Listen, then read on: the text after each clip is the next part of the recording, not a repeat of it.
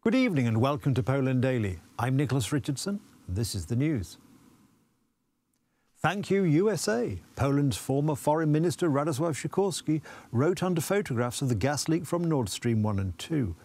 A spokesman for the United States Department of State, Ned Price, when asked about Sikorski's suggestion that the United States was behind the leaks in the Baltic Sea, said that this was an element of Russian disinformation and should be treated as such. The spokesman for the United States State Department was in no doubt about the intentions of the Civic Platform MEP Radosław Sikorski. The idea that the United States was in any way involved in the apparent sabotage of these pipelines is preposterous. It is nothing more than a function of Russian disinformation and should be treated as such. This was Washington's reaction to this short comment from the former foreign minister. Thank you, USA. Sikorski's post, in which he accuses the United States of terrorism, was quickly picked up by the Russian propaganda. The Kremlin accuses the United States, Ukraine and Poland of sabotage. The head of the Civic Coalition Club, Boris Budka, admitted that the author of the scandalous tweet had already had a serious conversation with Donald Tusk. Will any consequences befall Radosław Sikorski for such an irresponsible attitude? Because I think this is an irresponsible, harmful attitude. He withdrew.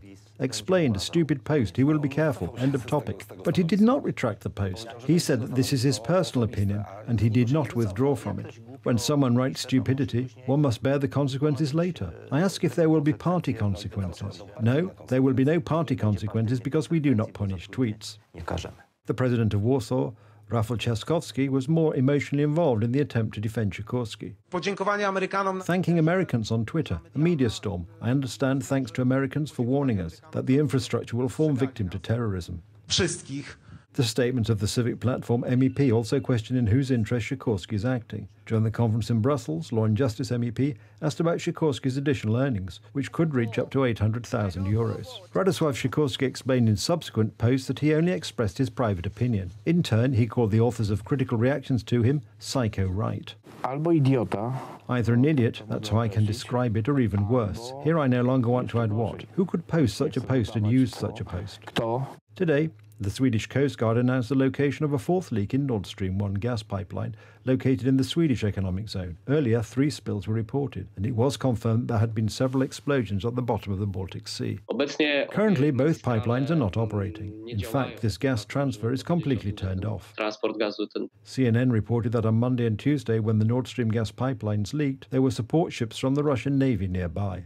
If this is a Russian false flag operation, then the security of our infrastructure should be checked again, because the Nord Stream 1 and 2 incident may one day serve as a pretext to attack our infrastructure. This refers to the Baltic pipe gas pipeline, thanks to which Poland became independent from supplies of Russian gas. The explosions that damaged the Nord Stream gas pipeline occurred only several dozen kilometres from the Baltic gas pipeline, which was symbolically opened on the same day.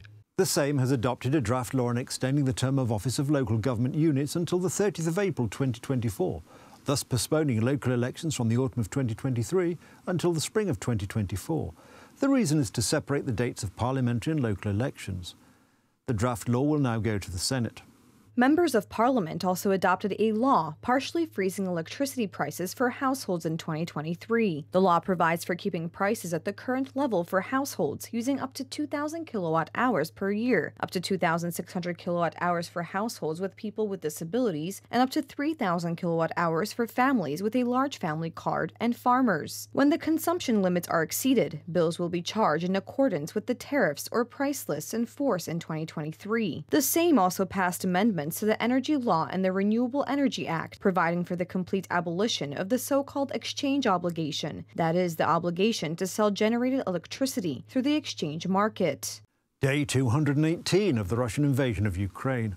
Russian forces suffer significant losses in the vicinity of Lyman, and the defeat will lead to the collapse of the front in that region. Elsewhere, more than 260,000 men have left Russia since the announcement of partial mobilization. According to experts, this is a real exodus of Russian elites, and their departure will have a negative effect on the economy. Yesterday, Volodymyr Zelensky spoke to the leaders of Western powers about further support packages for Kiev. The president of Ukraine also asked for tougher sanctions against Moscow. I asked Prime Minister Justin Trudeau for help in clearing our land of Russian mines and explosives. Our territories are currently the most mined in the world. Now we need to break down these explosives as quickly as possible until we know their relative location. Otherwise, this problem will remain unresolved for decades. Meanwhile, Russian artillery continues to fire at Ukrainian towns in the eastern part of the country. After the last attack on Kharkiv, the energy infrastructure was damaged, as a result of which the inhabitants were deprived of electricity. The explosion was so big that our building trembled all over. 2 more explosions followed. We were left without light and without hot water because we heated the water with an electric boiler. According to the Ministry of the Interior of Georgia, at the Lars border crossing, more than 10,000 Russians cross daily. Immigrants also come to Georgia from the territory of Armenia. The main reason for migration is the Russian military mobilization. Visitors to the border leave their cars, most of them have no money, and travel with only 1 suitcase. First we were driving a car, but we realized it would take us a few days to get through the traffic jam. So we left the car and went on foot. We walked over 20 hours. The avalanche influx of immigrants is triggering numerous protests on the Russian-Georgian border. Georgia allows Russians to stay for a year without a visa and is one of the most popular migration destinations. Meanwhile, Finnish authorities announced today the suspension of the issue of tourist visas for Russians. The Russian-Georgian border should be closed to Russian citizens. In addition, we believe that Russian citizens should be barred from registering bank accounts in Georgia in order to limit their ability to register a business and obtain a temporary or permanent residence permit.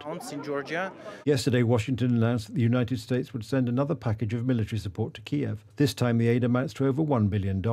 Experts link this information with the publication by the Kremlin of the results of the referenda imposed by Russia in Ukraine's eastern oblasts last week. The United States will never recognize Russia's attempts to annex parts of Ukraine.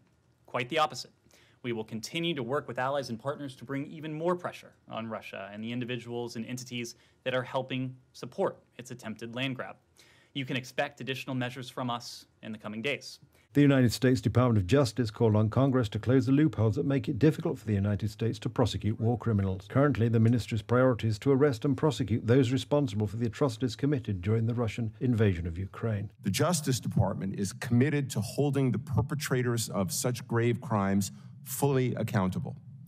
During a trip to Ukraine in June, Attorney General Garland announced the creation of the department's War Crimes Accountability Team to centralize and strengthen our Ukraine accountability efforts. Most likely, tomorrow, Moscow will formally annex the occupied oblasts of Ukraine, the 4 regions in Donetsk, Luhansk, Zaporizhia and Kherson. The West has condemned the illegal plebiscites. As a result of the annexation, Ukraine will lose more than 15% of its territory. Hurricane Ian hit Florida. Winds exceeding 250 kilometers or 150 miles an hour ravaged the Gulf Coast of the state for several hours. More than 2 million homes and businesses were left without electricity. The hurricane has now weakened from Category 4 to Category 2 and is heading for the Atlantic coast.